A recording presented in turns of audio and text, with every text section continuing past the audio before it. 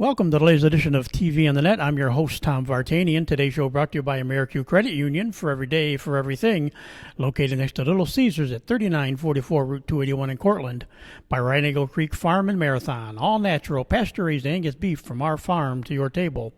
By the Cortland Voice, the exclusive media partner of TV on the Net. For all your local news and sports in Cortland County at no cost to you, check out CortlandVoice.com. By the Royal Auto Group on Route 281 in Cortland, the home of no hassle, no razzle-dazzle. Check them out at RoyalAutoGroup.com. By Yeaman Real Estate at the entrance to Yeaman Park off I-81, exit 11 in Cortland. By DJ Philly C. Make your wedding, party, or event extra special with the best DJ in the area. Contact DJ Philly C at 607-745-4346. And by Nikki C's Hometown Pizzeria and Meatball Shop on Route 281 next to Hobo's in Homer. Find them online for fast, secure ordering or call 607-749-5300. They have a unique menu with dietary-specific options. Nikki C's, your grab-and-go specialist. Well, we're back to Cortland High today. We go, and actually it's funny, between Cortland people I talked to, they said, you got to talk to this guy, and then when you start getting endorsements from Homer players that say, yes, talk to this guy because he's still in the area since he's graduated and he's doing great things with kids still in the area. So we're so happy to have him join us today. He's a 2010 grad from Cortland High School. Welcome today, Caleb Wright. Thank you so much for having me. Thank you. Appreciate it. Like we said, it's I guguess that's got to sound funny. Like we said, we were joking before we started talking about then that Cortland Homer rivalry, how Right. it was and everything. But then, like I said, you got Cortland people would say, yeah, we should talk to you. But then, like I said, you get guys like Morgan Du Bois and Homer saying, yeah, no, he was a great guy and he's doing great things for the kids. It's got to be kind of a feather to think that all these people think highly of you. Yeah, no, it's a blessing. It's amazing. When you really look back at it, you realize how impactful you are to everybody around you, and so that's awesome that I can be that impactful in both Cortland, Homer, and hopefully the world as well someday. So what got Caleb Wright interested in sports originally? Like I said, you were a three-sport athlete at Cortland, but what kind of got your athletic bug going? Oh, definitely my dad. So my dad, he's born in Georgia, from Jersey. He played at Syracuse University, played football there, 3-year starter. Then after Syracuse, he played for the Buffalo Bills. So growing up, I kind of had that kind of chip on my shoulder already, like, oh man, your dad is so-and-so. And then I grew up with a lot of kids in my family and a lot of cousins and stuff. So sports was definitely a big thing in our household growing up, for sure. See, like I said, I don't know much about the Cortland people, but all of a sudden we're talking the Buffalo Bills. They opened a preseason tonight, no less. And Yep. I dealt with the Bills back during my radio days. We Okay. were a Bills affiliate, and so I went to a few of the Bills training camps back in the mid-'90s. So cool. That's nice. Yeah, it was a fun experience, dealing with pro football and stuff. And then, of course, the Jets were here for their training camps. Yep. So basically, was it the youth football and then the basketball and everything? Yeah, so in here? Definitely. So the Cortland Youth Bureau was big for us when we were younger. They provided opportunities for us to play every sport. You know what I mean? And a lot of my friends, we just kind of clung to the basketball and the football. And then as I got older, like in high school, junior high, I ended up playing track. But I did baseball big when I was younger too. So those are my major three. Younger was baseball, basketball, football, and then got to junior high and decided to just do track instead of baseball. So it's kind of nice. So as you worked your way up, like you say, got involved in junior high sports. So what was kind of your memories of junior high? Oh man, so I was in 7th grade. A lot of people laugh at this. In 7th grade, I tell the kids that I train, I was 5'5", right? And to me, obviously now that's really short. So I was shorter than a lot of my friends growing up. And actually, I was more of a late bloomer too, sporting wise, as far as my junior high world compared to JV and varsity. Junior high for me was tough with sports. It was tough. I was still kind of learning and trying to learn my body first and then understand the game, and everything was kind of fast for me then, and it didn't slow down until I got older, really. And from there I got to the JVs. What about start with JV football? What was that like, and who were your coaches? So oh my goodness. So that's actually, I want to say, I'm glad that you touched on that. Rest in peace to Eric Pryor, Mr. Pryor. He was one of my coaches back then, and he was actually a coach for me when I was younger, like third grade. And then he ended up being a JV coach as well. And we had this saying called stud Vs, right? Like JV, but we were studs. We called ourselves studs. And he really created this mentality to carry yourself like that, right? We knew we were different. We knew we were good. And he was like, now that you know that, play like that. Be that confident in yourself. And so he was one of the big reasons that I developed the way I developed, not only in JV, because that was obviously the most crucial time, but growing up, seeing a man of his nature and what he did, he really helped me out. So he was definitely the biggest, I would say, influences for me, JV. One funny moment, I played receiver and linebacker in high school, and JV, I had the best hands on the team, they said. And I remember one game, I ran past this cornerback wide open, dropped the ball, and I just remember seeing his face, and everyone's reaction was like, "What? He dropped it!" And I'll never forget. Mr. Pryor was like, "Son, it's not going to be the last time that you drop a ball. Go back and get one." And I remember a couple plays later, I went and caught a touchdown after that. So it was nice. So definitely to him. Rest in peace. So I know you were in sync with one of the brothers. I had Jordan on. Jordan okay, Pryor, yeah. That's my best friend. Yeah. So yep. I know that was, you were part of Jordan's class. Or, Yep. Or Donovan. Or Pryor's. There's a bunch of them everywhere.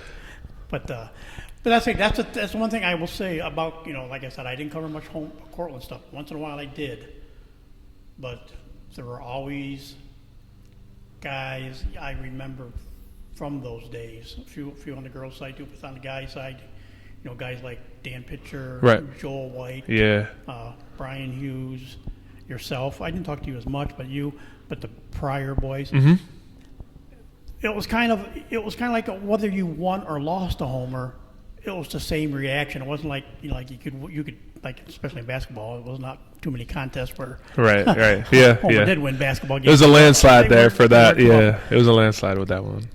But you guys always reminded me in my few interactions with the Cortland kids, were very respectful of the other team, even though it might have been about we played well that day or something. But it's just one side. It was never a big brag that we're so much better than them and stuff like that. Right.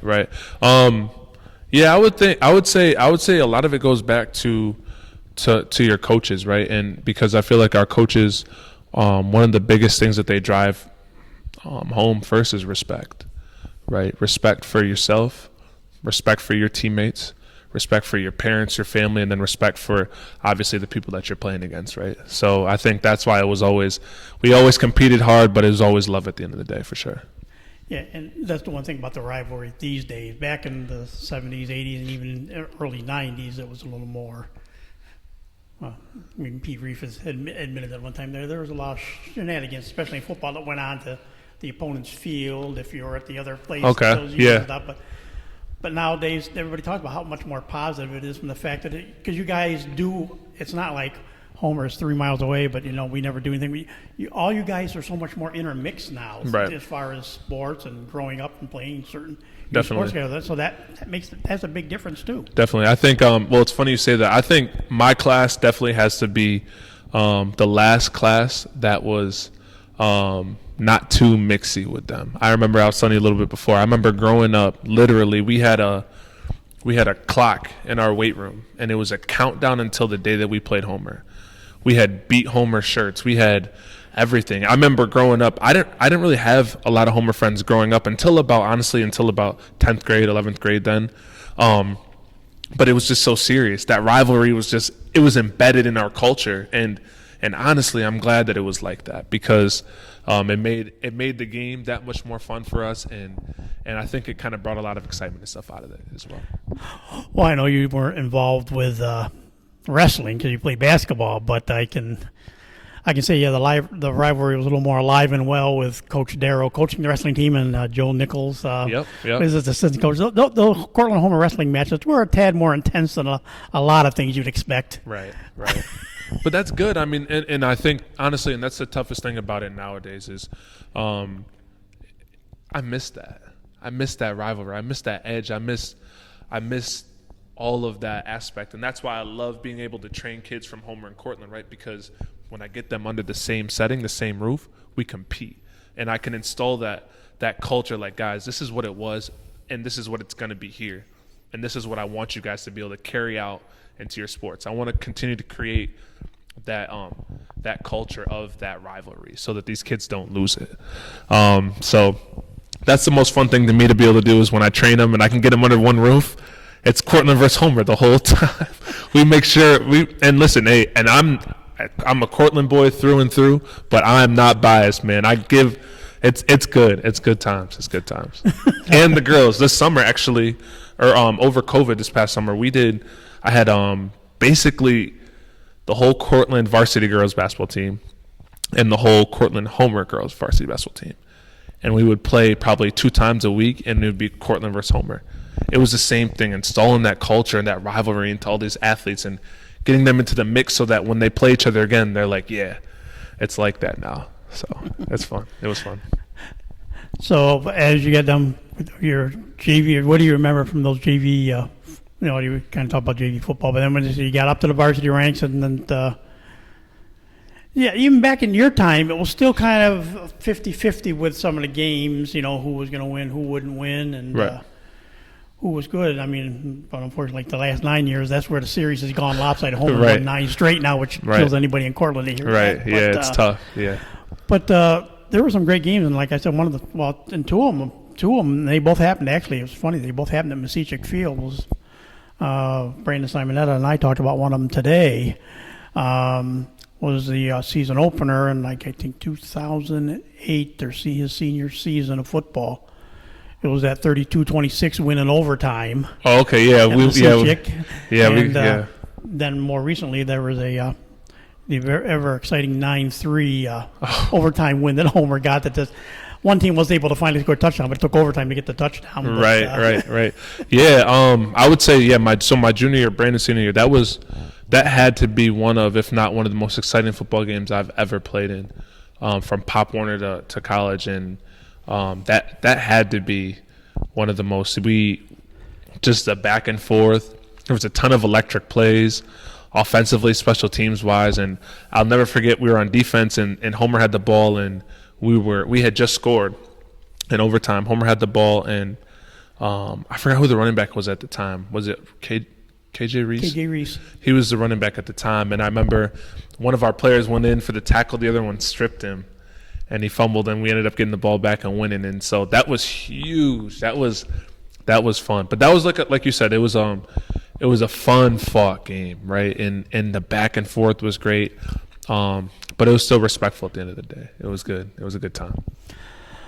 So what other highlights do you kind of remember back from your football days? I know it's gone through some, especially now, some harder times, but I really believe Pete Reef has got the team on the right track, the right mindset, and I think it's it started. He said we had to start from the ground up with the modifieds on up, and of course, obviously now there's no JV team, right. Because of numbers, and ninth graders are part of a modified system now. Yeah. So then anybody from the sophomore on up, if you're going to play, you're going to play on varsity. You have to play on varsity now, yeah. So, but I think he's got them on the right track. I mean, 14 seniors last year, and they only got 4 games in, but they only lost one, and that was Homer. So, right.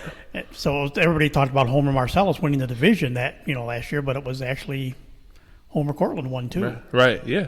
It was on the up and up. I'm actually going to be coaching this year at Cortland. I'm going to be on the varsity staff, coaching the linebackers, receivers, and doing a little special teams work there. So we'll see what happens. It's going to be fun. It's fun for me, like I said too. I have a couple kids over there at Homer that are pretty good that I train. There's some good kids. In general, they're good kids, but football-wise, they're good. So we're gonna have to plan a certain way to get them to figure out how to stop them. But yeah, I think Coach Reef has got. He's doing what he needs to do right now, right? And it's like you said, it's been a tough time for them. It's hard to find the positives when you're losing a lot. It really is, no matter where you're at. But also, people don't understand how hard it is to sustain a program. Right, to sustain it, and that takes the work from the Pee Wee level, the Pop Warner level has to be established there first and foremost, and then there has to be consistency through that up into junior high. Then the coaching staff has to also be consistent, right? And so I think Cortland's run into a lot of those problems. I'm sorry. We're not consistent all the way down. Like, for example, like Homer is. And so I think we're on the right path, but with that being said, it takes time. It takes time because not only do we have to build a program, we have to sustain the program as well. So like we said, you won that game. That was an highlight. But what are some of the other things you remember from those varsity football days? Oh man, so we we played JD my senior year at home, and obviously Cortland has that all grass field, lovely, right? It's terrible actually that night. It was our senior night, and it was just pouring rain, so it was like a mud pit the whole time, and we ended up, I think we lost by a touchdown or so, but I remember I remember that game.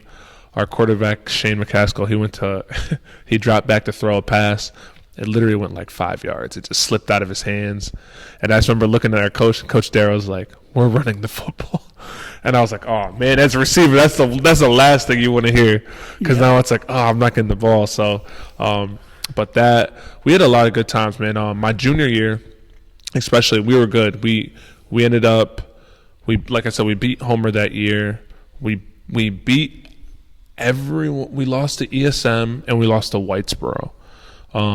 But man, we were talented. We had some talented players. We had my cousin Daquan Barlow. He was phenomenal. We had Corby Reynolds. He was a wrestler as well. Brandon Fitzgerald, Josh Morehouse, Matt Porter was playing quarterback then. Will Fickinger. We had some talent. My friend Cameron Edgar as well. And we were so talented then. We had a ton of seniors. A lot of people didn't play both sides because it was that competitive. We were really tough that year, and I remember that was probably one of my most fun years playing, just because the team was just overall so sound, right? So sound, and so we clicked on a lot of cylinders. But yeah, those are some probably my favorite memories. And of course, that's back when you could get away with that when the team had numbers, and that's one of the problems in recent years with Cortland has been the numbers. But exactly. Back then still there were some good numbers on varsity. Big, yeah, and we were still good. had the JV team anyways too and stuff. So yeah, it was big. We had junior high still, everything. We had everything on up, like you said, and that's what drives the program, man. If there aren't kids playing, then they're not gonna be able to be successful. So as far as basketball, came up through. How about, who was your JV coach and what do you remember first playing some JV ball? Oh man, so JV coach was Coach Hughes, right? And I one thing I can say I'm blessed was my whole athletic career I've had some really not only good coaches and good men, but tough. They were just tough, and that really set me up for the real world and different things to come in life. But Coach Hughes was extremely tough, nitty gritty, by all means, get the job done, right? And he was very it was awesome. It was almost like a militant type of style. He loved us. It was that tough love, and he cared about us, and he let us know that too, right? But he was also like, Caleb, if I see that, or I feel like you're not going 100%, I'm gonna let you know, and I'm not gonna be bashful when I let you know. So I would say that was cool. Probably the coolest memory I could say I have from JV basketball was, and we kind of joked about it earlier, was we beat JD, right? It's the only time in my career in basketball that we ever beat Jamesville DeWitt, but we did it my JV year, and that was awesome. That was awesome. So.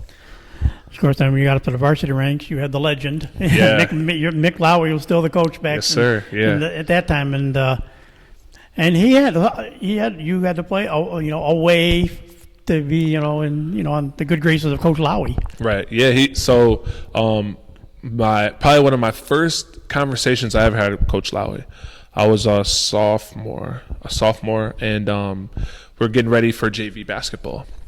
And Coach Lowry came up to me during one of our tryouts, and he goes, "Hey, Caleb, how's it going?" I'm like, "Oh, I'm doing all right. It's all right." He's like, "Listen, so we're kind of short at the point guard position, and we want to bring somebody up, and we want that to be you. Would you be interested in coming up to varsity?" And I remember looking at him, and I remember going, "Yeah, Coach, I don't know about that one." And he kind of smiled at me and was like, well, just take a couple days and think about it and get back to me. And I ended up not going up, right? I ended up not moving up to varsity until playing my junior year, obviously. And I tell people that that might have been one of the best decisions of my life, just as far as developing under Coach Hughes, like I said, and I ended up developing my point guard skills and being even better my junior year, which set me up my senior year. But yeah, Coach Lowy, he was amazing. He was amazing as a coach. He let us have fun. He was pretty strict and rigid as well, but he also was a coach that definitely cared about us, and he let us know that too. And when you say longevity, that he was there.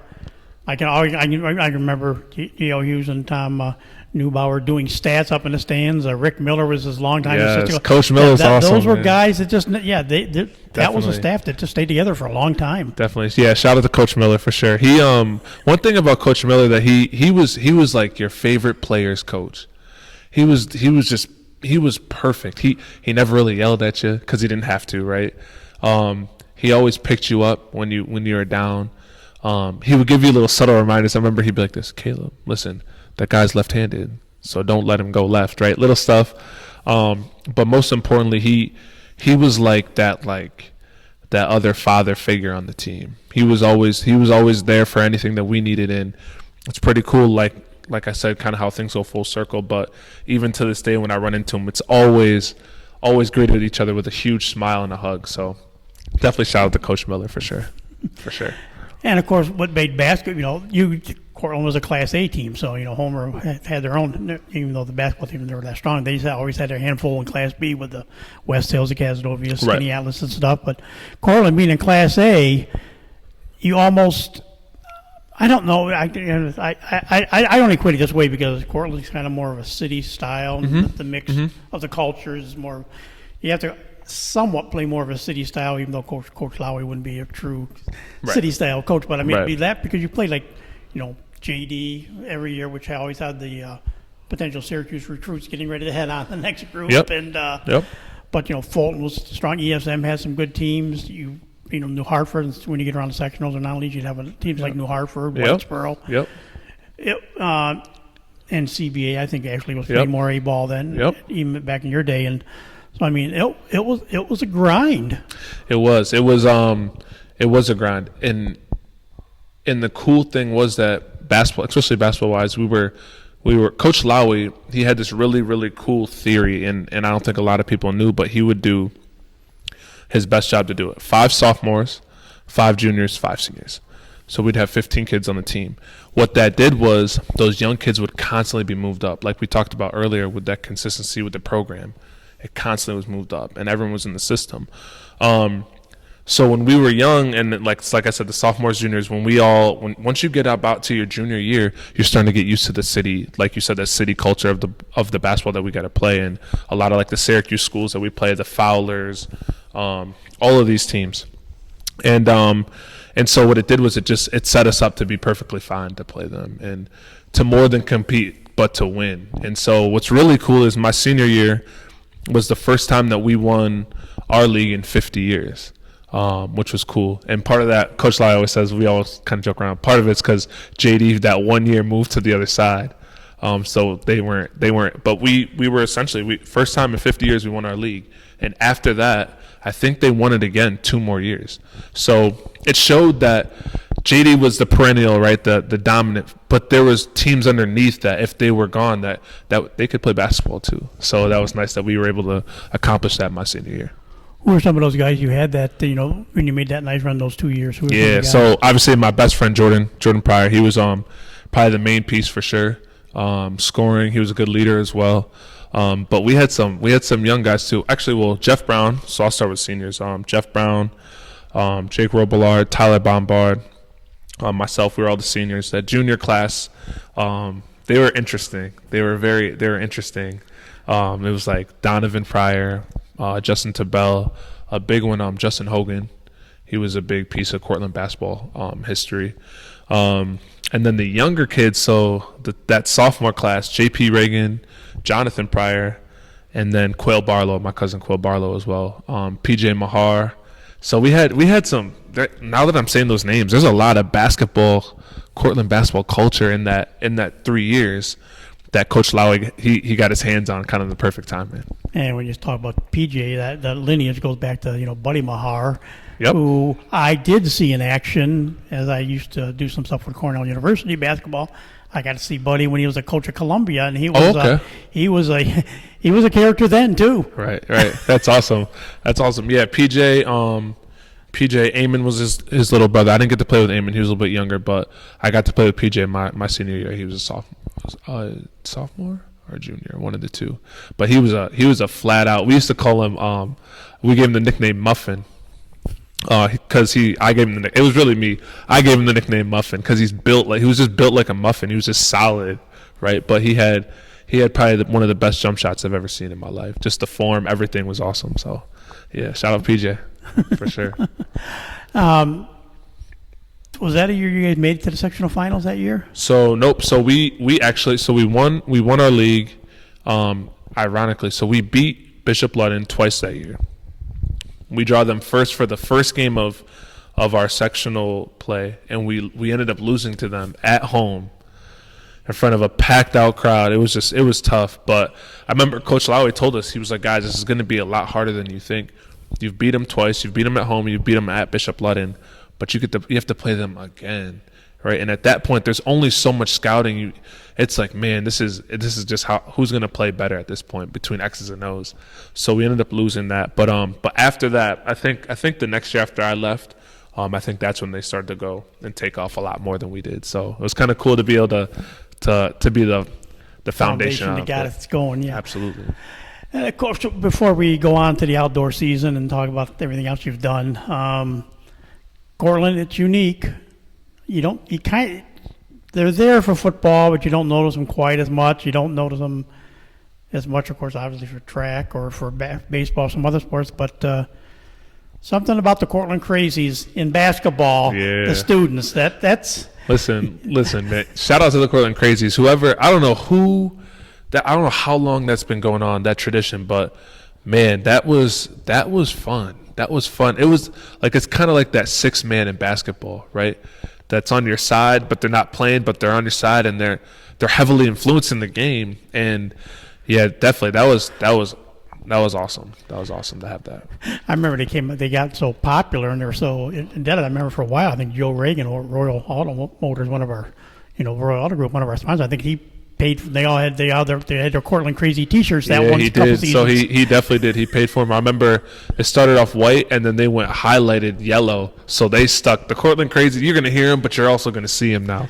But yes, I do remember that as well. So springtime rolled around and you opted track and field, and you look at a lot of area schools. When I think track, I think of Dryden High School. They just seem to perennially kick out kids who go to the state tournaments and right. state meets and stuff like that too. But I mean, and Homer's had their fair share of good athletes. But it's been a very good tradition at Cortland as well. Track. So what were your events in track? Yeah. So my events were, I ran the 100, 200. Triple jump was by far, I excelled the most at that. That was my favorite. And then I did a bunch of like the short sprint relays, the 4x1s and whatnot. Yeah. Well, what got you? What you had you go that route? Like you said, you did play a little baseball beforehand, but what kind of steered you towards playing running track and field? It was the most random thing. So we had our 7th grade. We had baseball tryouts, right? And when you're that young, they're big on if kids get cut because you got to make cuts. They still want you to play a sport. In track, there's no cuts, obviously. So the last day of our baseball tryouts, we were in the gym, and I'll never forget it. Our coach was about to call everybody in one by one to tell us if you made the team or not. And he goes, guys, before it's going to be a tough time. Some of you guys are going to get cut. You won't be here. But I just want you to know I'm going to have the track coach, and he introduced him. He goes, if you get cut, there's still a sport out there for you in the spring that you can play. You can go and do track. And when he said that, it's like a light bulb went off in my head. And the track coach started talking about how much it can help with other sports. And then he's looking around and I felt like he was talking right to me. He was like, especially football and basketball and all these things. And I'm like, man, yeah, that sounds good. So they called me into the office to let me know. And the coach goes, I think it was Coach Hughes at the time. I can be wrong, but he goes, "Hey, Caleb, I want you to know you made the team, 7th grade team. Congratulations. And we see you playing outfield and all this stuff." And he goes, "Do you have any questions?" And I go, "Yeah, can I do track and field?" And he looks at me so puzzled, like, "What?" And I was like, "Yeah, I don't really want to play baseball." He goes, "Really?" And I go, "Yeah, not really." He goes, "Yeah, of course you can do track." So from then on, track was my thing. And so I just ran with it, literally and metaphorically. So, yeah. When you get to, who are your coaches when you get to the varsity level? Of track? Yeah. We had Coach Vidalich. He was the main head coach. The women's coach at the time was Mr. Reed, Ron Reed, and he passed away. Yep. Rest in peace to him as well. He passed away a few years ago. He was awesome. He had a lot of excitement. And but yeah, those are the two main coaches. Mr. Bush, I believe as well, was he was a throwing coach as well. Yeah. Okay. Yeah, 'cause I remember Bob Vidlich. Of course, he did girls tennis in the fall. I think it was because I remember him and running back and forth. So I've seen him at the tennis courts and. Yep. But yeah, then like you said, yeah, Ron Reed, because my daughter at home ended up being a bowler. And, Okay. But I remember Coach Reed, passing away, and it just Yeah, that was they tough. just talk how the impact was, on everything. But like even with the bowling point, because he was He was big with into the bowling that too. back Yep. and that, and so it's kind of like those are the names, people we talk about who people are gone too soon. There's Absolutely. between him and Eric Pryor, Right. definitely two people that had so much influence Huge, on yeah. kids forever in this area. Definitely pillars. Yeah, definitely for sure. So, what's some highlights do you remember from your track days? Oh man, so like I said, I'll start with a funny story first. So Jonathan Pryor, he was a phenomenal athlete in high school, and they pulled him up to do varsity track. He was fast, and we had a meet, our first meet in Dryden, and I remember I was like, man, I don't really want to run against him because if he beats me, this kid 2 years younger than me, I'm gonna look bad. So we're in the first heat, and and we're running, and it was a 100, so it happens pretty quick. We get to the end, and I look to my left, and I beat him, right? And I'm like, wow, I'm faster than I thought I was, or whatever. And so that was our, like, with him and I, that was our running joke. Was he was just like, man, I didn't realize you were that fast at that time. Another funny story with the other Pryor brother, Jordan. This is hilarious. This is by far one of the funniest stories I could ever tell about Jordan. He was doing high jump, okay? And this was we had an invitational at Tully, so it was a bunch of schools. And he was doing high jump, and he actually misjudged his jump, and he ended up jumping over the pit where you're supposed to land on top of it, and landed to the left of it right on his back. So he hit the ground real hard, and I think that was literally the last time we saw Jordan on it doing track. He was done after that one. So that was funny. But after that, probably some other moments. I was pretty good at triple. I think I have the school record in triple jump. And so going to like state qualifiers and stuff like that, and sectionals and doing well and all that stuff. So that was a lot of fun. That was a lot of fun. For sure. I mean, I'll give you I ran track my freshman year of high school. And, of course, back then, a lot of the smaller schools, because I was at a smaller school, a lot of smaller areas, we went to North Valley for a meet.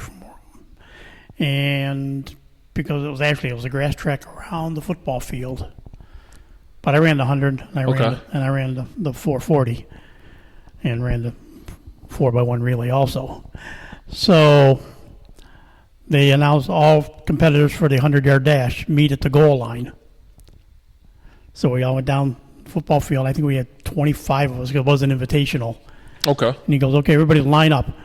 We lined up and ran the 100-yard dash down the football field. Wow. 25 people all at once. Wow. That sounds very chaotic. So That sounds chaotic. there are interesting things that back in the 70s when you ran track sometimes. Right. Yeah. It's And of course, different. The great cinder tracks too. And see what they do to the knees and stuff. Right. Yeah. So as your athletic career wound down, did you look at colleges and for a sport, and where'd you go? Yeah. So I remember Coach Lowey told me, he asked me, hey, there's a couple schools that are interested in you playing basketball. Is that what you're thinking? And I was like, nah, I want to play football. I was big into football. So kind of keep it short. I went to Utica my freshman year, and then I transferred to TC3, and I played basketball there. So I played football at Utica my freshman year, transferred to TC3, played basketball there. Transferred to Cortland State for a semester, for a spring semester, because I wanted to play football at Cortland. That was like the goal, get to Cortland, play football. Ended up not working out the way I wanted to. I transferred, got into Cortland, and things just didn't really fall the way that I had planned them to fall. And then I landed in Morrisville, New York, the most random little town ever, and it changed my life. By that I mean we ended up winning a championship there. I won a ring. I played basketball there as well. Our team went to the Elite Eight. I played with Jordan there. Played basketball there with him. I remember that Morrisville team. Yeah, we went to Elite Eight there. Football-wise, like I said, in my junior year, we went 9-2. We beat Cortland twice. We beat on Cortland State pretty good. I just want everyone to know that real quick. Beat on Cortland. And then my senior year, we went 6-4. So, but Morrisville is definitely like it was so different. I've never been in an environment like that. It was really, really, really country. But I had some great coaches up there. Great coaches. And of course, the former Morrisville coach is now, of course, the new coach at SUNY Cortland. Yeah, he was my coach for 3 years. Kurt was one of yeah. your coaches? Wow. They're getting a good one. They're getting a very good one. So, Cortland State will definitely be happy with that decision for sure. How did you find that transition? Because I know I've talked to some players that went on and played college, and they only played a year or two. It just didn't work out. A couple of them had coaching changes, which didn't help either. But others just went and said it wasn't like playing high school ball. It was more like a job. It was more work, and it wasn't fun anymore to play, anyways. And so they didn't have careers, and they're guys you thought would have really good college careers. So what was it? For you for that experience, making that adjustment? It was tough. My freshman year especially, it was really tough, right? They talk about like most kids go from that big fish in a little pond to now everybody was what you said you were, which is great, right? And it was tough. I think one of the biggest things that at least I tell my athletes when they're getting ready to choose schools or to go to school is to remember that it's really not for everyone. And it's a lot tougher than you think, right? But if you can push through, usually training camp, right, you can push through it all. So for me, though, once my freshman year was done, it was a breeze after that. It was one of those, like, I had to know that I could get through it. And once I got through it, I was perfectly fine with it. But like I said, it kind of goes back to I was blessed with a lot of really good coaches and tough coaches, and obviously I had great parents at home as well. So when adversity kind of hit, it didn't hit me as hard as I think it hit a lot of people because I was already used to being able to deal with adversity at that age by then. So the transition for me personally wasn't that hard, but I think it's because of all the work mentally, especially that I had to put into it to make sure that I was going to be fine. Okay. As far as I want to talk about what you're doing now because this is fantastic what you're doing for the kids. But absolutely. You've seen how the school has changed, and I think as it develops more, you're going to see it. Because I remember when my daughter she went to St. Mary's and then ended up at home. But when she was at St. Mary's, you had all the Cortland schools elementary schools were all K through 6. Right. And now they've kind of they got rid of Parker, which I felt bad for because that was pretty cool elementary school over at Parker, and I knew a lot of teachers from that were there and stuff and everything there. But now they've kind of centralized them more. Like Randall, I think is 5, 6 now, maybe. Yeah. And it's like 3 and 4, and those kids are still kind of playing together. But it's not like you have all these kids trying to play together, and they say part of they think it's going to help, with the sports down the road too. Right. Instead of playing against each other more, you're playing more with yourself as you go up. You kind of like maybe how that's going. So I'm on both sides of that, right? So I grew up playing against everybody, right? There's like 8 elementary schools in the Cortland area, and we played against each other, and I didn't have a problem with that. I definitely see if I could choose, if I could go back and they said, Caleb, would you rather just combine this? I would rather play together, learn the system together, and go up grow up and get through things together as well. That would make it a little bit easier. Back then, we just had all the numbers to do it. Every school had tons of kids that wanted to play football, that wanted to play basketball, that wanted to play baseball, so we could do it. Now I think that's another issue. There's not really a lot of numbers. So they're trying to figure out ways to keep the football and the basketball, all these things alive still. And I think this is a good way to do it. And obviously the other big change, I know Jeremy Milligan's been a big proponent of it because he was another, you talked like Mick Lowry's a legendary coach, Yale Hughes, of course, Dave Darrell, especially with wrestling. But John Tobin had his footprint on so many youth programs before. I said he's the only person that's never had kids but has 1 million kids. You know what? I want to say something about that too. I think John Tobin, I want to definitely shout out to him. He doesn't get enough credit. I think we skip over the older generations, right? We skip over the foundations, and that's what I'm saying. Like, for me, like that, I grew up on him being the same person that he is now, but I was that little guy in shoulder pads that couldn't fit in his helmet. And he saw something in me back then that made me want to keep coming out to play, right? I remember games, he would always kind of be like, hey, Caleb, don't wrap up and tackle, don't throw the kids down, right? Because I was a taller, kind of bigger kid. And just like little stuff like that, just hearing that kind of stuff and the wisdom that he gave. And I don't think he gets enough credit for all that he's done for a lot of us growing up. We like you said, we talk about like college, for me, like college accolades or professional accolades and different things, but we don't talk about the foundation. We don't talk about what was it that got me there, and then who was there to do it, and who developed these opportunities and these different things. So definitely shout out to John Tobin for sure, because without him, when we were younger, football wouldn't have been what it is, and definitely wouldn't be what it is now. I mean, you could name almost any youth sport between t-ball and everything else. You could name after him, but they have named the John Tobin Basketball League. Exactly. Yeah, that's a great honor for him, even though he's not as high on as anybody else is. But I mean, it's nice to see him get that Absolutely. kind of recognition, and he deserves it. He definitely deserves it for sure. Because what people don't understand, like we're going to talk about what I'm doing here, but people don't understand the influence that all these other people had on me that makes this easy for me to do, right? I didn't just wake up one day and was like, hey, I want to do this. It was the steady, like, these people in my life, my whole life, that had almost molded me in a way, right? To be like, man, I want to be like that. It wasn't just I want to be Joel White. I wanted to be I wanted his leadership qualities, right? I didn't want to just be the athlete that Joel White was. I was like, man, there was so much more. And so not just Joel, like you said, coaches like John Tobin, and even like people's like parents and different people like that. I was like, as a kid, I was picking apart what I wanted from them and what I saw from them, for sure. Like you said, you got done with college and everything, and like you said, you're back in Cortland. Yep. Talk about the name of your business and what you're doing here now. All right. So it's called Clocked In.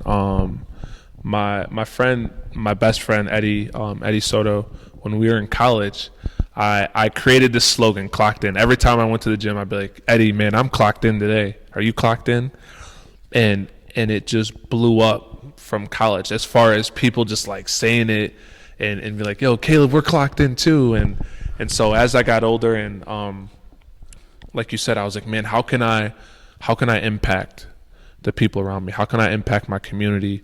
I had a natural kind of way with kids, and kids always kind of gravitated to me and always wanted advice or help with sports and stuff like that. And so I was like, man, and I really, obviously everyone knows I love working out. I'm in shape and whatnot. So I was like, man, I have an idea. I can help these kids out. But I was like, man, what do I call it? Because eventually people are like, we can't just call it Caleb. And I was like, let's call it Clocked In. So basically what I do is strength and conditioning, from that to sports specific stuff. So we do all sports stuff in here. Boxing, we do everything, man. The goal is to get people right, get them right, and get them prepared and ready for whatever it is that they want to do.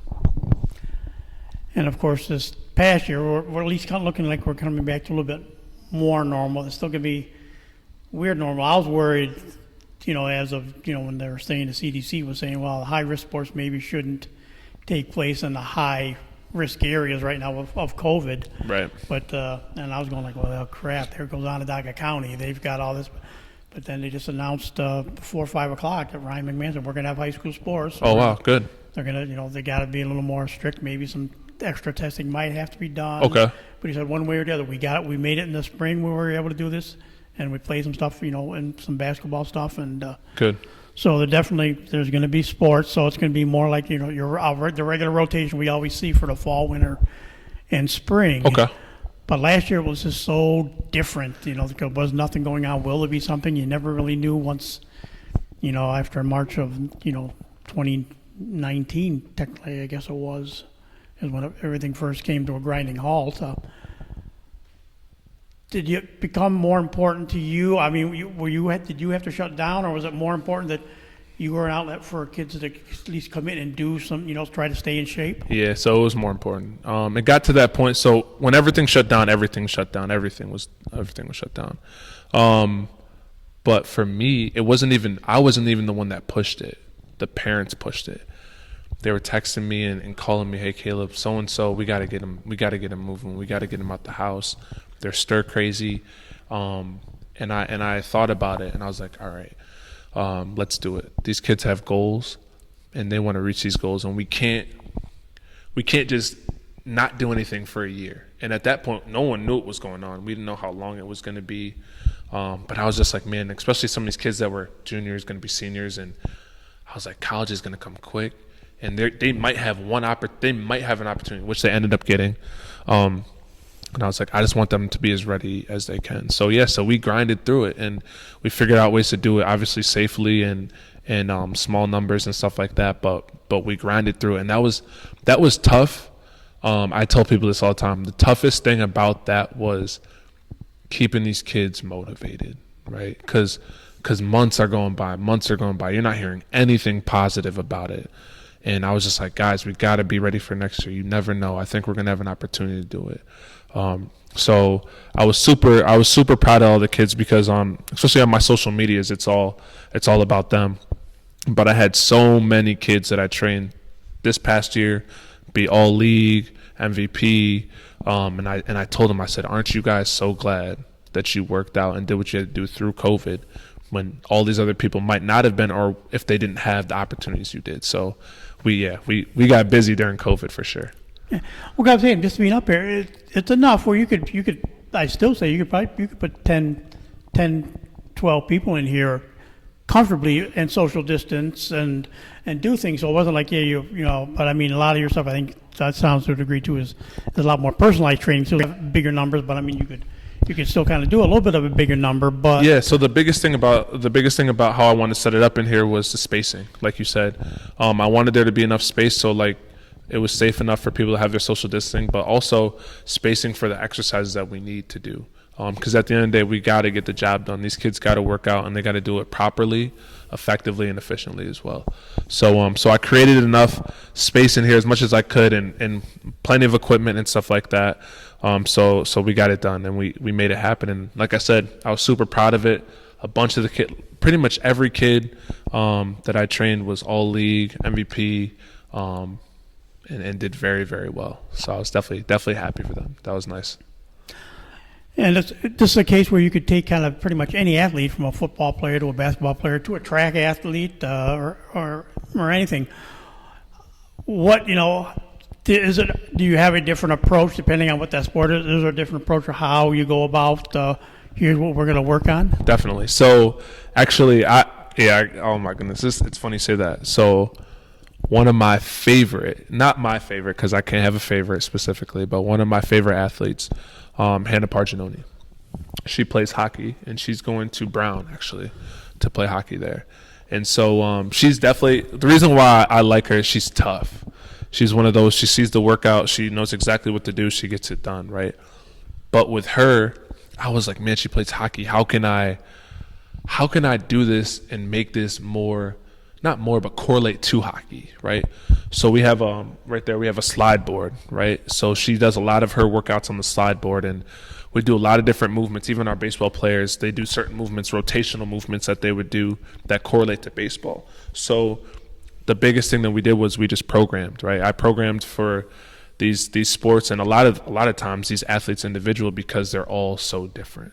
They're unique, and they all have different strengths and weaknesses and things that they need to work on. So we programmed and we did the best that we could to get them right and get them ready.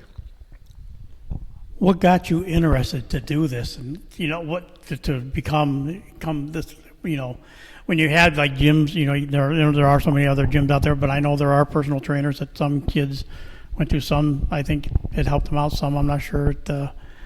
I won't mention names. Some of them I don't think was as much as what they could have got out of some of the coaches they had. But what made you say, yes, this is what I want to do?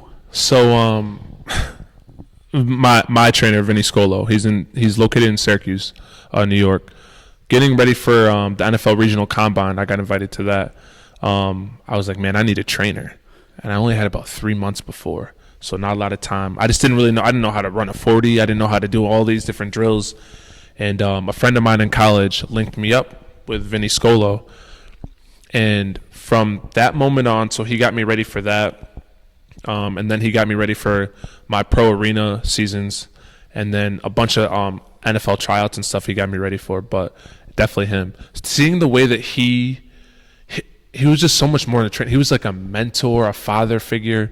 Seeing the way that he did what he did and his impact blew my mind. And then through Vinny, which is really cool, the other reason why I loved it is because you meet people, right? These connections that you make. Through Vinny, I met Latavius Murray, running back right now for the Saints, and we're really good friends now. And Terry Smith, he plays professional basketball overseas. He's been playing for like 10 or 13 years or something like that. And you just continually meet people. And I was like, man, this is pretty cool. I want to be in a world where connections are made, but the impact is also felt. So definitely Vinny Scolo. Shout out to him.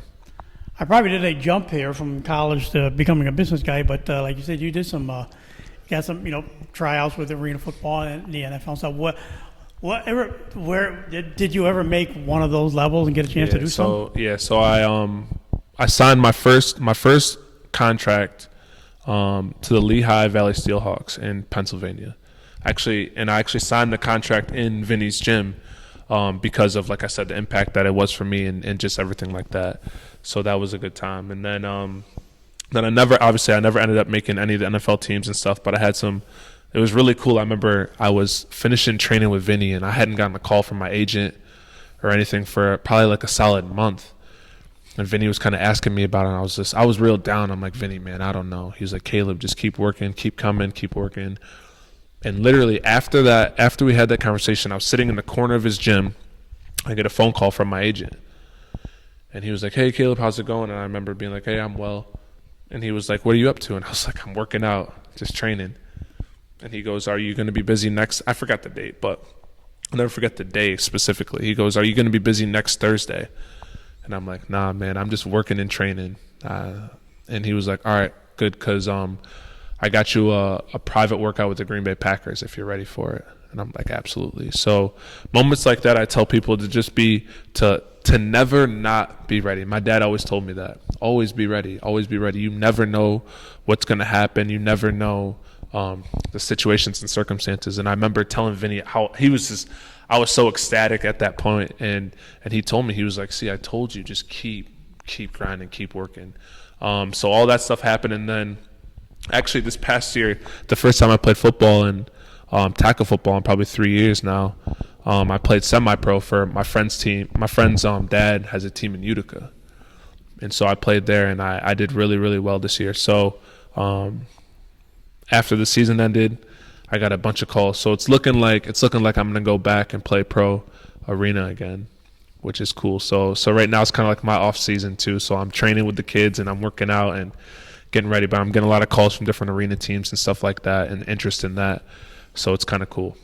And that is certainly an interesting brand of football. You get to see on TV. It's fast paced, man. It's fast. It's almost like a combination of football, lacrosse, hockey, a little bit of everything. Mm-hmm. Yeah, it's fun. It's fast paced. Defensively, it's really fun. You can hit people into the stands, which is kind of like everyone knows I play defense, so that's the most intriguing part. But also the fan interaction, right? Because it's small, everybody's right there. It's really neat. You can just talk to somebody, and they're literally a foot away from you, and you can high five the kids and all that cool stuff. And so it's a fun little brand of football, like you said, for sure. So I think this is a very interesting combination, like you say, a little bit. What was it like, growing up with a father who played pro football? Oh man, it's not what people. I tell people this. It's funny, sorry. It's not what people think at all. People think he was like all over me. My dad never told me to play football. He never made me play football. He wasn't a yeller at games. He didn't even yell at me behind closed doors about games that I had. I tell people the funny story. My dad asked me the same question from 3rd grade all the way up until pro. After every game, it was, "You did pretty good out there. Are you hurt?" And my answer was, "Thank you," and no. He's like, "All right, well, I'll see you. I'll talk to you later." He was just so happy to see me play, and he played the dad role really well, and I'm so glad he didn't try to mix in that coaching dad world. There's times, don't get me wrong, there was times where he was like, "Hey man, when you're covering," because he played corner and I played safety in college, and he'd be like, "Hey man, when you're covering, don't forget to do it like this or do this." And but he was really good about letting me choose, right, and decide. So who was your dad that that played? What was your dad's name? Oh, his name's Nate Wright, Nathaniel Wright. Nate Wright. Yeah, okay. Nathaniel Wright. Yep. And so it's not what everybody thinks it was. I think that for me personally, though, growing up, with knowing that everyone knew, I kind of had a chip on my shoulder because I was like, man, I knew I was going to be. I grew up with. I have 2 other brothers, and I knew I was kind of more the focal point of the football, the son, right? So I knew I was going to kind of have to take on that mantle, and so I felt like kind of like that burden a little bit, and but it was just nice that I didn't get it from him. I got it from everybody else, but not from him himself. So it was nice though. He was perfect. He just played the dad role really well, and he kind of let me decide my own football future. What years did he play? He was done at Syracuse in '78, I believe. So yeah, but he's the GOAT. He's the greatest. He's the greatest football player ever, in my eyes, for sure. In my eyes, a little biased, but a little biased. So, we won't go through names. Everybody, you've worked with, or trained. We don't want to embarrass anybody one way or the other who's doing what. But Right. if you could give it advice, like I said, kids, again, we're getting ready. Training season is almost here for the high school season and stuff. What advice would you pass on to some kids that are on the fence? Maybe if I don't know if I want to play because of what's been going on, or am I good enough to play, or should I even take a chance? What would you give them? If I kind of tell a kid to get involved in sports. Do it. Right, pretty simple. And I know for some people there's a million questions after that, but I would say do it. There's nothing worse you can regret in life than an opportunity that you didn't take when you had the chance to do it.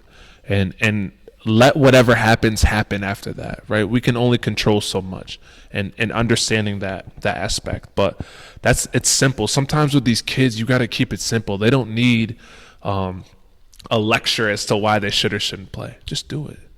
Just do it. And if it doesn't work out, it doesn't work out. But what if it does? Right? What if this opportunity leads you to be not only the best football player, but the best boss ever that you could be? What if it leads you to potentially meeting your future wife or your future husband, right? Or making these connections. What if? And so for me, that's the simple thing. Just do it, right? So that's all I would say. Well, I mean, we've covered a lot in an hour, and there's so much more right now I think we could cover. So, but we'll wrap it up. Maybe we'll have to get you back on for another one. Yeah, that'd maybe be fun. See if you get an Arena League season, and maybe we'll get back in touch again. But Caleb, we want to thank you for taking time to talk to us today. Yeah, thank you so much. Everybody stay clocked in. And with that said, that'll do it for this edition of TV on the Net. Today's show brought to you by AmeriQ Credit Union, for every day, for everything. Located next to Little Caesars at 3944 Route 281 in Cortland. By Right Angle Creek Farm and Marathon. All natural, pasture-raised Angus beef from our farm to your table. By the Cortland Voice, the exclusive media partner of TV on the Net. For all your local news and sports in Cortland County at no cost to you, check out CortlandVoice.com. By the Royal Auto Group on Route 281 in Cortland, the home of no hassle, no razzle-dazzle. Check them out at RoyalAutoGroup.com. By Yeaman Real Estate at the entrance to Yeaman Park off I-81 Exit 11 in Cortland. By DJ Philly C. Make your wedding, party, or event extra special with the best DJ in the area. Contact DJ Philly C at 607-745-4346.